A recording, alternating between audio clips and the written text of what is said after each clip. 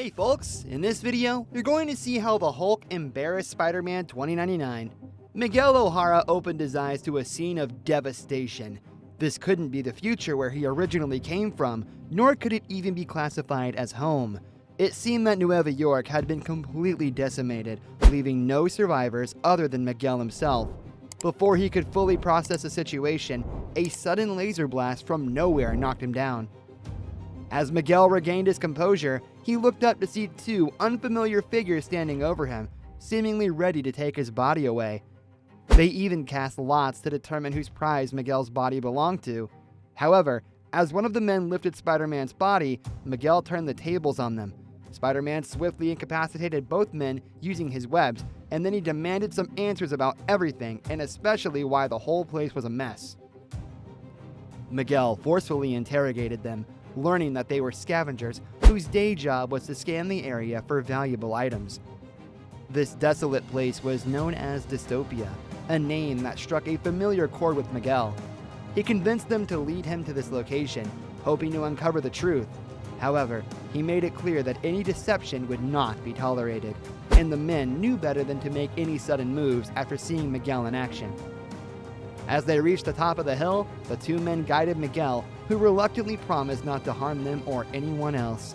To his surprise, the camp below appeared deserted. Despite expecting activity, everyone had vanished without a trace.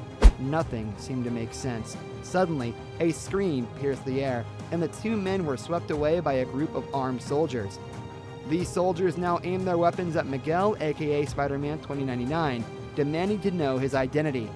Spider-Man 2099 called out defiantly, questioning their authority before a barrage of shots was fired his way. Miguel's acrobatic skills allowed him to evade the bullets effortlessly as he closed in on the armed men. Frustration welled up within him. He was growing weary of the constant attacks while remaining ignorant of the situation. And before you know it, a sonic blast sent him crashing. He had never experienced anything like it before, or so he thought, recalling a similar encounter in his past. Standing above him, towering with an air of power, was Maestro, the future incarnation of the Hulk. Miguel quickly regained his composure and inquired about Maestro's presence. The Hulk seemed intrigued but puzzled by Spider-Man's recognition, while Miguel struggled to understand why Maestro failed to recognize him. A brief battle of words ensued, during which Miguel revealed his arrival through time travel. This revelation only deepened Maestro's belief that Spider-Man was Peter Parker, evident from his sinister smile. Maestro requested Spider-Man's assistance in returning to the past, and with a sarcastic tone, Miguel agreed, suggesting that Maestro retrieve the nearby time machine while he waited. This response infuriated the future Hulk, and he had to ask, "Do you think I'm a fool?" The unstoppable green beast now relentlessly launched attacks on Spider-Man as he struggled to evade them. Maestro, however, remained patient, confident that Miguel would eventually tire out. But a well-aimed kick to the jaw silenced the giant momentarily. Maestro retaliated by grabbing Spider-Man's leg, clearly intending to crush the 2099 hero. Slamming him into the ground, Maestro continued the assault, relentlessly pounding Spider-Man, breaking ribs, and causing severe damage. As anticipated, Maestro released his grip, sending Spider-Man crashing to the ground once again. Miguel was in excruciating pain, unable to move and struggling to breathe. The situation looked grim. He was facing death in a world that made no sense. Maestro stood tall over Miguel, then turned and walked away, leaving Spider-Man to the armed men he had encountered earlier. On the way back to the base, Maestro mentioned a company named Alchemax in passing. Miguel had heard of them and knew they were responsible for a chemical disaster a long time ago. But before the little Titi could go deeper, they arrived. The two men who had been present at the beginning of this bizarre encounter had questions of their own. One of them, unable to contain his curiosity, bravely asked Maestro what he had done to their people. With a smirk, the Green Giant responded that he had been feeling artistic and had used their people as materials for his grotesque artwork. The men stood frozen, their expressions haunted, unable to find words. Maestro then approached them, holding them close and thanking them for their contributions before mercilessly ending their lives. Carrying the battered body of Spider-Man 2099, Maestro strode through the corridors of his abode.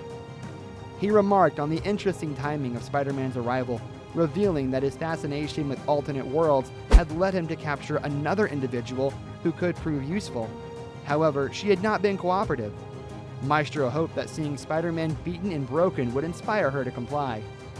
Opening a cell door, he dropped Spider-Man's body into the darkness, where a voice from within the walls came to life. Miguel tried to gather himself as he wondered who this person could be. As he looked up, his heart sank. He recognized her Doctor Strange 2099 from his universe. Meanwhile, in the corridors, a concerned man called out to Maestro, inquiring if there was a problem. Maestro briefly conversed with the man but continued walking, dismissing any concerns. The man couldn't help but think that the giant had lost his sanity by imprisoning Spider-Man alongside Doctor Strange. To this advisor, it was a bad idea to put those two in close proximity of each other. Maestro remained unconcerned, firmly believing he knew what he was doing. The giant had no interest in providing explanations or paying attention to this world he now controlled. He desired something greater. On his part, Spider-Man was racked with pain because Maestro's assault had left him severely damaged. Doctor Strange 2099 now urged Spider-Man to come closer despite the restraints preventing her from using her powers. If he could just approach her, there might be a glimmer of hope. Upon hearing this, Spider-Man rose quickly, but he fell back down in great pain again. He still couldn't comprehend why the world had become like this. Strange then asked Spider-Man to shoot web at her. After a moment's hesitation, he complied, firing at her, only to hit an invisible barrier. Strange then summoned a demon within her vicinity to seize Spider-Man's web and draw him closer. When he was near enough, she warned him that what she was about to do might hurt. Suddenly, Spider-Man began screaming in agony. The screams attracted guards into the room. It turned out this was a decoy, and Spider-Man leapt up and sent the guard crashing into the wall. He had fully recovered, but Strange remained bound. Unfortunately, the guard did not possess the keys. While incarcerated, Miguel became determined to return to 2015 and rectify the chaos. Conveniently, Strange knew that Maestro had a time machine, though it was not his creation and he couldn't operate it. She also knew how to locate it. However, the issue of her restraints persisted. If the marks on her cuffs could be erased, she would be able to free herself. Once again, Spider-Man 2099's claws proved useful. Unrestrained, he scratched away the marks, allowing Strange to liberate herself. The sorcerers revealed that the non-functional time machine resided in what Maestro referred to as his trophy room. While Miguel was knowledgeable in biology, he wasn't well versed in technology. Nevertheless, he was willing to attempt repairing it. Strange led the way, expressing her hope that they wouldn't encounter Maestro's guards. Unfortunately, as soon as the thought crossed her mind, gunshots rang out, and the alarm sounded. Determined to finish their mission before the situation escalated, the duo pressed on. Spider-Man understood the weight of his responsibility. Gabriel, his mother, and everyone in 2099 were counting on him to fix this mess. He couldn't afford to let them down. Strange also played her part, and together, they overcame their first significant obstacle, which was to conclude their frantic escape.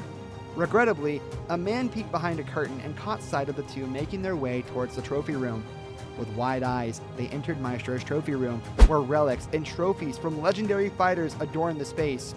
Captain America's shield, Spider-Man's mask, Thor's hammer, and more.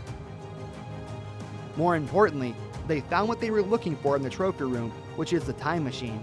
It was a creation of Dr. Doom, and as yet, no one knew how to operate it, not even Maestro, who presently possessed it. Spider-Man, clueless about its operation, admitted that such a device was more suitable for someone like Maestro, who was, in reality, Bruce Banner. However, Strange corrected him, stating that Maestro preferred not to dwell on his past and hadn't built anything for decades. As they explored the room, Miguel's attention was drawn to a collection of damaged Iron Man armors. He realized they could serve as power resources, and he set to work, attempting to salvage something useful. He couldn't help but find it peculiar that Maestro hadn't thought of this himself. Nevertheless, the fear of Maestro lingered in Miguel's mind, and Strange agreed to accompany him once they got the machine working. Seconds later, Miguel managed to figure it out. The machine would require a minute to boot up, and he had achieved the impossible. They were about to escape without facing Maestro again, or so they thought. Right at their moment of victory, Strange started slumping over, a pool of red blood staining her stomach. Her body collapsed, leaving Miguel bewildered by what was happening. Apparently, she had just died. Suddenly, a voice spoke up, and it was Maestro, wearing an invisible cloak. He reached down, revealing a soul dagger he had used to kill Strange. Enraged, Miguel charged at the Green Giant, dodging an attack from his enemy. Spider-Man shot his web at the dagger, yanking it from Maestro's grasp, before grabbing hold of a goblet from the Hulkbuster armor and using it to unleash a searing blast upon his foe. Maestro retaliated with a punch, but the blast had drained him, causing him to fall unconscious. Miguel, watching his enemy defeated, wasted no time and used the time machine to return to the past. He had succeeded, but there was one problem. The remote for the time machine had vanished. He had been holding it while teleporting, but now it was gone. More importantly, was Maestro really dead? A voice next to the fallen Maestro broke the silence. His eyes opened, and the voice revealed that they had faked their own deaths with the help of the Soul Dagger. It turns out that Miguel had been deceived the entire time by an imposter while the real Strange was being held captive. Moments later, the scene shifts to a quiet desert. Maestro addresses Miguel and wants him to appear in a different era. This time around New Mexico, and the date is December 25th. We know this from the newspaper in Maestro's hand, as he wishes Miguel a Merry Christmas. Remember to subscribe to our channel if you found this content valuable. We'll see you in the next one.